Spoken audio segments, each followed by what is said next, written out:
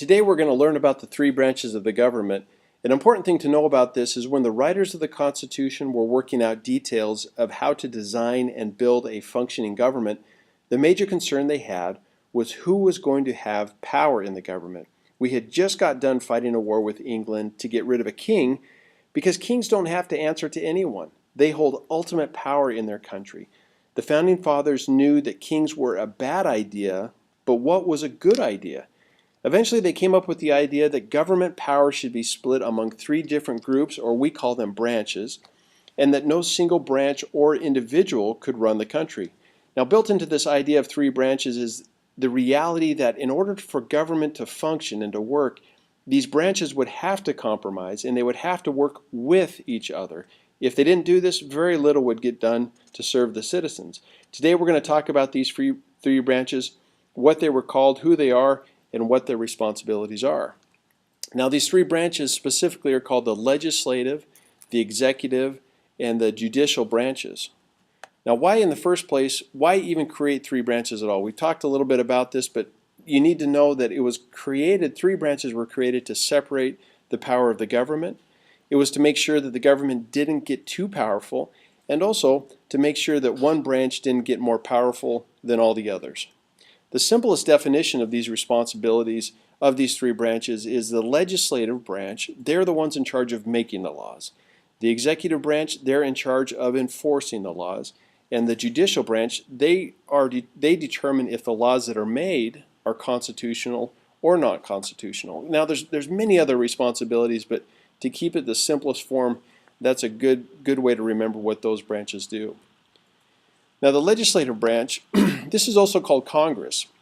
They are made up of the Senate and the House of Representatives. Now, in the Senate, every state, regardless of their size or their population, they get to send two of them.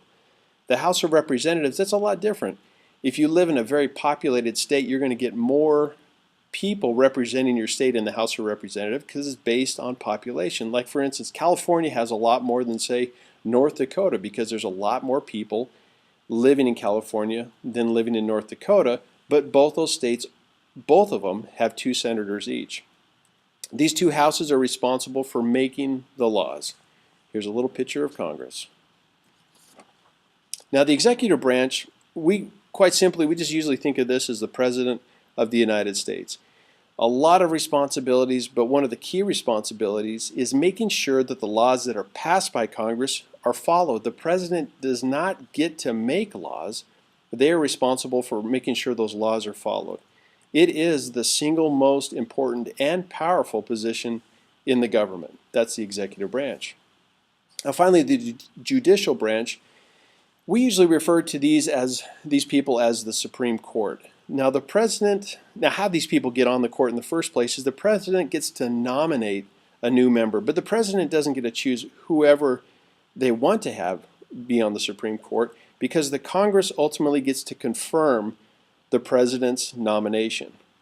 They do get to serve for life. They never run for re-election.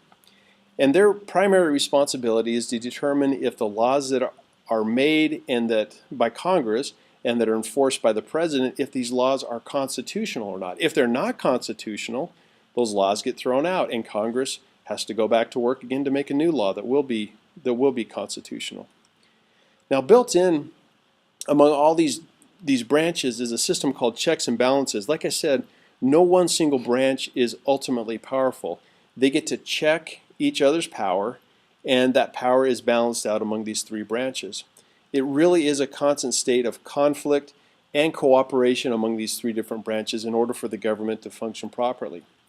Like I said, each branch will battle each other's power, and it is to make sure that no single branch becomes too powerful. So there you go.